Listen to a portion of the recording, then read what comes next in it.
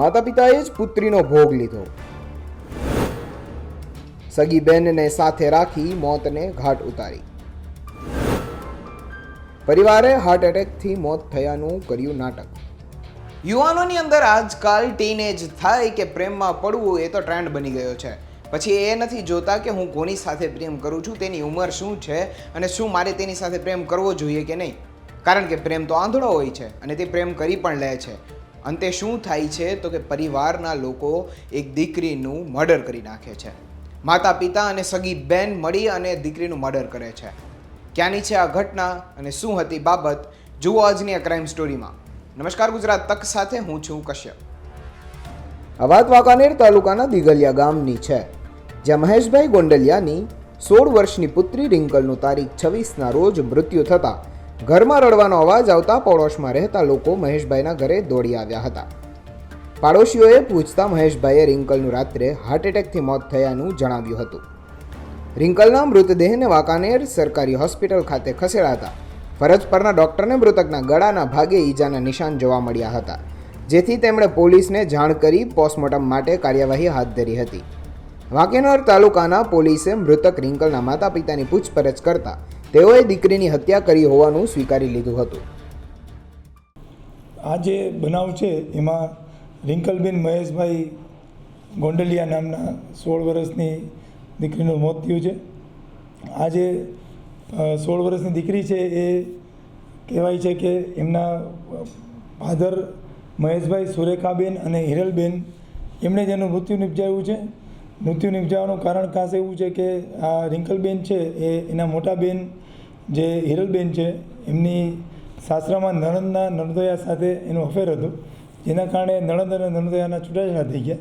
એટલે હિરલબેનના ઘરમાં ઝઘડો પહોંચ્યો. ઝઘડો એમને આ પોતાના માવતર સુધી પહોંચાડ્યો અને ત્યાં આવીને દીકરીને સમજાવટ કરી હતી, પણ દીકરી પોતાના સંબંધને છોડવા માનતી ન હતી.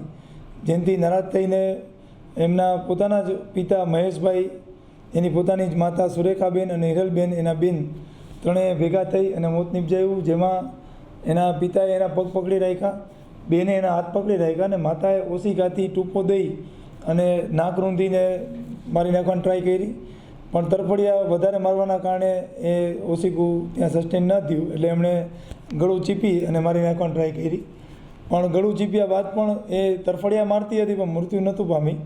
એટલે માતાએ પછી એ જ છોકરીનો પોતાનો દુપટ્ટો લઈ અને પાછળથી ગળે ફાંસો દઈ અને એને ગળું રૂંધીને મારી નાખી.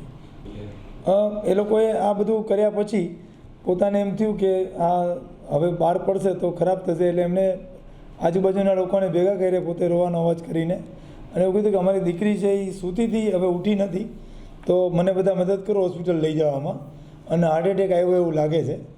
પણ હોસ્પિટલના ફરજ પરના ડૉક્ટરે પ્રાઇમરી એક્ઝામિન કર્યું અને હાર્ટ એટેકના સિમ્ટમ્સ ન જણાતા એણે પોલીસને જાણ કરી કે અમને ગળામાં લિગેચર માર્ક વગેરે છે, તો આગળની તપાસ કરવી. એટલે પોલીસે તરત સ્ટેશન ડાયરી એન્ટ્રી કરી અને પ્રાથમિક તપાસ કરી અને આ લોકોની આગળ પૂછપરછ કરી તો પિતા છે એ ભાંગી પડ્યા અને એણે આખી કેફિયત આપી પોતાની. અત્યારે છે આ કામે એના મુખ્ય આરોપી મહેશભાઈ રવિરામ છે એની ધરપકડ કરવામાં આવી છે અને આગળની તપાસ ચાલુ છે. આ ઘટના એમ બને છે કે રિંકલ પોતાની મોટી બહેન હિરલબહેનના નણંદના પતિ રાહુલ કાપડીના પ્રેમમાં પડી હતી. બંને વચ્ચે અવારનવાર ફોન પર વાતો પણ થવા લાગી હતી. આ અંગેની જાણ કુટુંબજનોને થતાં હિરલબેનના નણંદના છૂટાછેડા પણ થઈ ગયા હતા. રિંકલને અવારનવાર સમજાવવા છતાં પણ તે વાત કરવાનું બંધ ન કરતી. અંતે બહેન સાથે માતા પિતાએ દીકરીને મોતને ઘાટ ઉતારી હતી.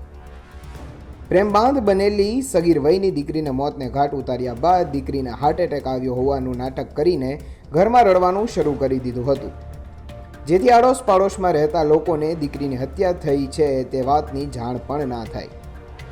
ઓનર કિલિંગના અનેક બનાવો સામે આવતા હોય છે અને તે કોઈને ગુસ્સો આવે તો હત્યા કરવામાં આવી હોય તેવું પણ જોવા મળ્યું છે.